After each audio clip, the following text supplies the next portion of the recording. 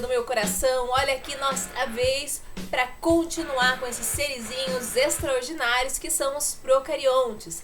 Na primeira aula nós falamos um pouquinho sobre a classificação, sobre a estrutura desses procariontes, onde nós encontramos, o modo de vida deles, para que hoje nós possamos falar um pouquinho sobre como que eles se nutrem. Então, como que acontece a nutrição desses seres, desses procariontes?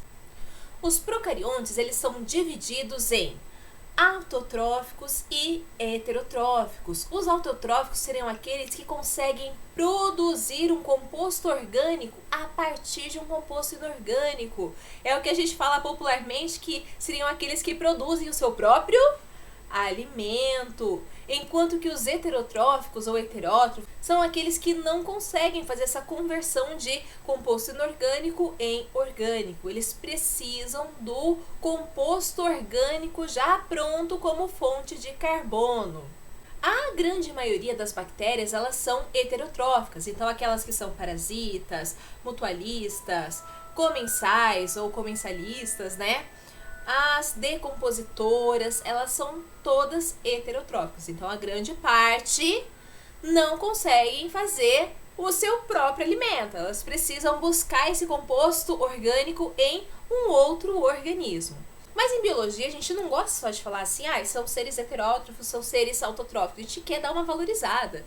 Então, a gente vai ainda denominar esses seres de acordo com a fonte de carbono e a fonte de energia em quimio-autotrófico, foto-autotrófico, quimio-heterotrófico ou então foto-heterotrófica. Senhor Jesus me abana! Então, vamos lá.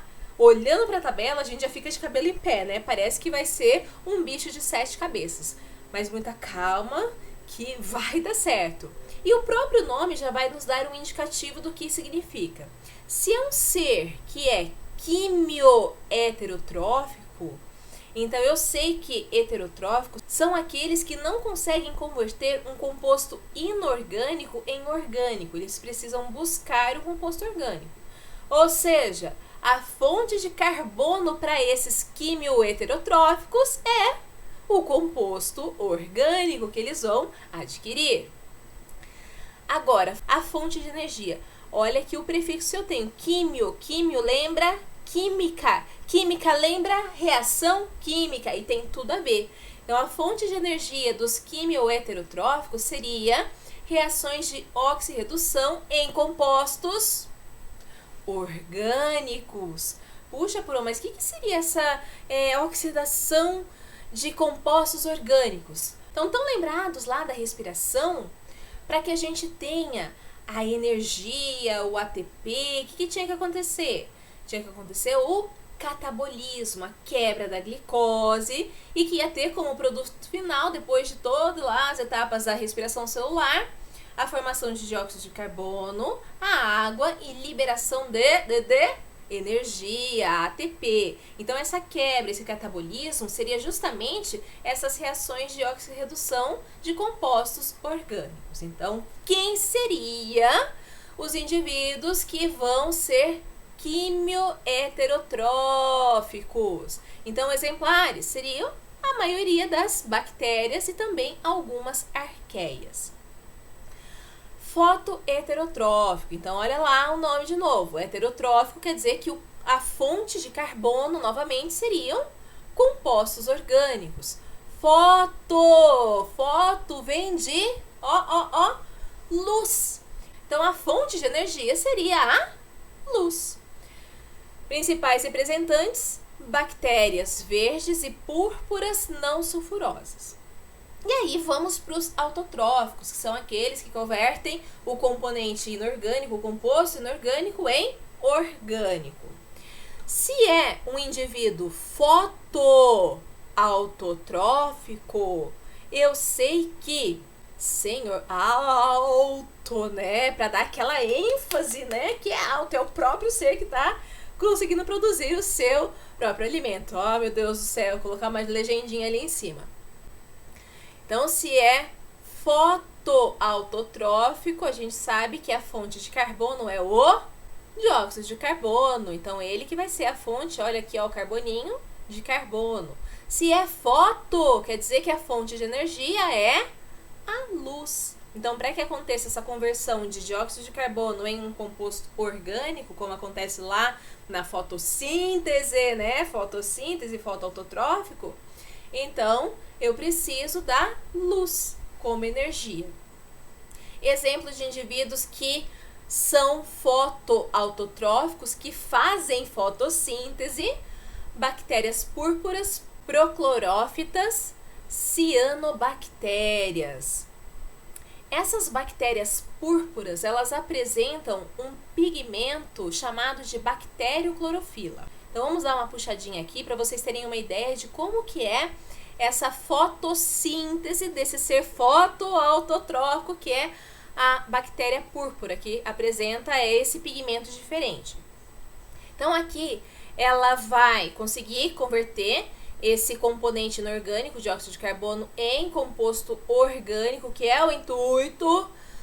Vai ter como fonte de energia a luz, já que vai fazer fotossíntese, só que em vez de utilizar a água como doadora de elétrons, ela vai utilizar esse sulfeto de hidrogênio. E vai ter liberação no final de enxofre. Então, aonde tem essas bactérias púrpuras? É aquele cheiro de ovo podre, de coisa podre, de pum, é isso aí, ui! Voltando aqui. Já as proclorófitas são aquelas bactérias que elas apresentam clorofila A e B. Ou seja, elas têm o mesmo pigmento das algas verdes e também das plantas. Fazem fotossíntese como uma planta. As cianobactérias, cadê o cursor, cadê você? As cianobactérias, elas também fazem fotossíntese como as plantas. Embora elas tenham apenas a clorofila A que está na planta e tenha lá as ficobilinas, a fotossíntese é a mesma coisa, tem a água como doador de elétrons, igualzinho, belezinha. Então, já que a fotossíntese é igual a que a gente conhece das algas, das plantas, as proclorófitas, juntamente com as cianobactérias e as algas, são as maiores responsáveis pela liberação de oxigênio no ambiente, já que vão utilizar a água como doador de elétrons, e é justamente a fotólise da água, a quebra da água, é que vai liberar esse oxigênio. Beleza?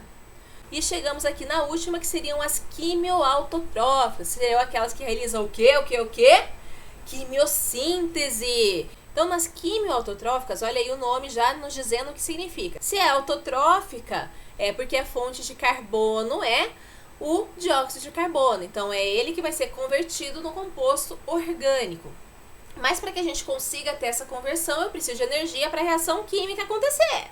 E como que eu consigo essa energia? Através da reação de oxirredução que acontece em componentes inorgânicos. Nossa, Pro, não entendi. Não entendi. Dá um exemplo de como que seria essa reação de oxirredução. Então, aqui a gente tem um exemplo de reação, né, em que está acontecendo a oxidação do nitrito em nitrato. E de quebra, nós vamos ter a liberação de energia. Energia essa que vai ser utilizada lá quando a bactéria quimiosintetizante for converter o dióxido de carbono em finalmente o seu composto orgânico. Esse composto orgânico vai sofrer o processo de catabolismo, quebra, e no final das contas vai gerar a energia para essa bactéria. Então, alguns representantes que são quimioautotróficos seriam bactérias nitrificantes, que seriam as nitrosomonas, que vocês vão ver muito essas bactérias no ciclo do nitrogênio em ecologia. Essa nitrosomonas, ela converte amônia em nitrito. A nitrobacter, que é o exemplo ali que a Pro acabou de falar, que vai converter o nitrito em nitrato, que é a forma que a planta mais gosta, é a melhor forma, na verdade, em que a planta consegue utilizar o nitrogênio para conseguir inseri-lo nas suas biomoléculas, para conseguir fazer a proteína, o ácido nucleico, e do vegetal consiga passar na cadeia alimentar para os animais, por exemplo. Temos também bactérias sulfurosas e muitas arqueias são quimiosintetizantes também. Mas como que ela vai conseguir então obter esse ATP, obter essa energia? Será através da respiração bacteriana que ela vai conseguir então efetivamente esse ATP, essa energia. Dependendo de quem é o aceptor final de elétrons, nós vamos ter aquelas bactérias que vão fazer uma respiração aeróbia e nós vamos ter aquelas bactérias que vão fazer uma respiração anaeróbia. Então, na respiração aeróbia, são aquelas bactérias que vão fazer o catabolismo do componente orgânico da glicose. Então, catabolismo, a quebra, tendo como aceptor final o oxigênio. E aí, no final da respiração celular, como a gente já falou, eu vou ter como subprodutos o dióxido de carbono, a água e ATP, energia. Já aqueles procariontes que não vão utilizar como aceptor final o oxigênio no catabolismo do componente orgânico da glicose, vai utilizar outros como, por exemplo, nitritos e sulfatos, a gente vai dizer que eles estão realizando uma respiração anaeróbica. Não oxigênio. Então, na respiração aeróbia tem o oxigênio, na respiração anaeróbia não tem o oxigênio. Muitas bactérias fazem fermentação. A gente vê em vários locais, em vários livros inclusive, que utiliza o termo fermentação como sinônimo de respiração anaeróbia, mas tem uma pequena diferença. Na respiração anaeróbia, a gente vai ter a oxidação completa do componente orgânico. Já na fermentação, nós vamos ter uma oxidação incompleta. Então, a degradação incompleta da molécula orgânica. Então, aqui, como vocês podem ver, nós vamos ter a formação ainda de um composto energético. Pode ser um ácido, pode ser um álcool. Eu vou ter liberação de energia, porém, vai ser uma quantidade menor do que nos outros processos, ok? Então, respiração aeróbia tem o oxigênio como aceptor final, a anaeróbia não tem o oxigênio como aceptor final, e a fermentação vai ser uma degradação incompleta do componente orgânico. Joinha?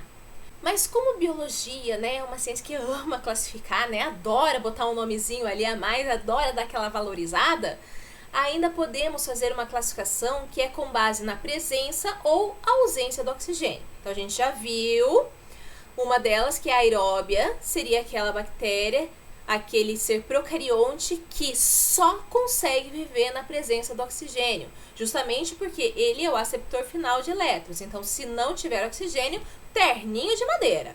Temos aquelas que são microaerófilas, que são aquelas que requerem quantidades pequenas de oxigênio, então o nome diz, né, micro, pequeno, né?